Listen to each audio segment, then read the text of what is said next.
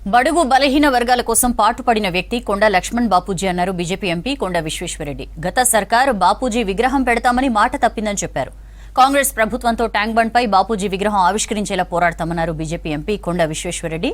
Nampally BJP state ఆఫీసులో బాపూజీ జయంతి వేడుకలు నిర్వహించారు బీజేపీ నేతలు. బాపూజీ చిత్రపటానికి పూలమాల వేసి నివాళులర్పించారు. కొన్ని దేశాలలో జపాన్లా టోక్యో బయట టూరిజం కొరకు ఇంకా అక్కడ మగ్గాలతో చేస్తారు. అంటే చాలా వరకు టెక్నాలజీ పోయింది, కానీ అక్కడ చీరలు కాదు కిమోనోలు దొరుకుతారు. ఒక్కొక్క కిమోనో 2-3 లక్షలు, 4-5 లక్షలు, 10-20 లక్షలు ఉంటాయి. అది టూరిజం స్పాట్ తిరిగి డెవలప్ చేసిండు.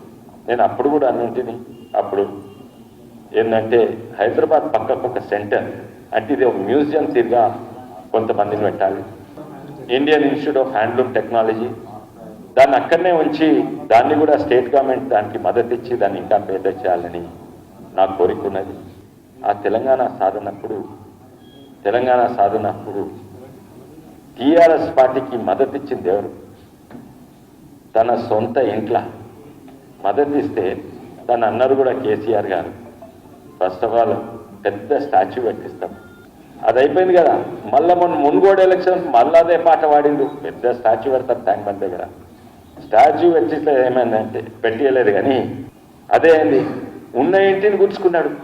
స్టాచ్యూ పెట్టవు కదా, పెట్టుకొని మేము పెట్టిస్తాం, నువ్వు పెట్టలేదు. కానీ అటువంటి దోకా పాపం పెద్ద మనిషి వినవలసి వచ్చింది. మనమైతే ఏ పార్టీలు ఉన్నా, మనం బీజేపీ పార్టీలు ఉన్నాం, మనమైతే 100% మద్దతు ఉంటుంది.